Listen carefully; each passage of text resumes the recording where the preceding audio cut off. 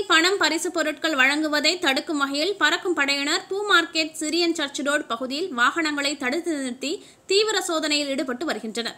தமிழகத்தில் வரும் ஏப்ரல் 6ஆம் தேதி சட்டமன்ற தேர்தல் ஒரே கட்டமாக நடத்தப்படுகிறது. இதற்கான அறிவிப்பினை கடந்த மாதம் 26ஆம் தேதி தேர்தல் ஆணையம் வெளியிட்டிருந்தது. தேர்தல் நன்னடத்தை விதிகள் அமலுக்கு வந்தன. இதன்படி கோவையில் வாக்காளர்களுக்கு பணம் பரிசு பொருட்கள் கொடுப்பதை தடுக்கும் வகையிலும் தேர்தல் நன்னடத்தை விதிகளை கண்காணித்திடும் வகையிலும் பறக்கும் படைகள் அமைக்கப்பட்டுள்ளன. இந்த நிலையில் வாக்காளர்களுக்கு வழங்க வாகனங்களில் பணம் மற்றும் பரிசு பொருட்கள் கொண்டு செல்லப்படுகின்றதா என பறக்கும் படை அதிகாரிகள் மாவட்டம் முழுவதும் தீவிர கண்காணிப்பில் ஈடுபட்டு வருகின்றனர். இதன் ஒரு பகுதியாக பூ மார்க்கெட் சிரியன் சர்ச் ரோடு பகுதியிலிருந்து வடகோவை செல்லும் சாலையில் இன்று வாகனங்கள் தடுத்து நிறுத்திய பறக்கும் படை அதிகாரி சுப்புலட்சுமி வாக்காளர்களுக்கு வழங்க பணம் பரிசு பொருட்கள் ஏதேனும் எடுத்து செல்லப்படுகிறதா என சோதனை மேற்கொண்டார்.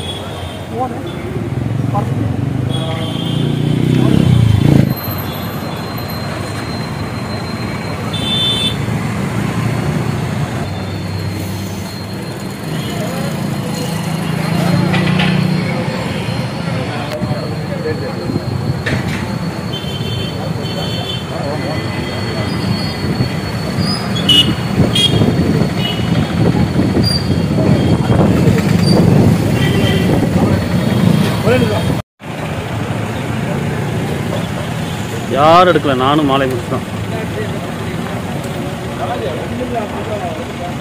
என்ன ஒன்று சிக்கல்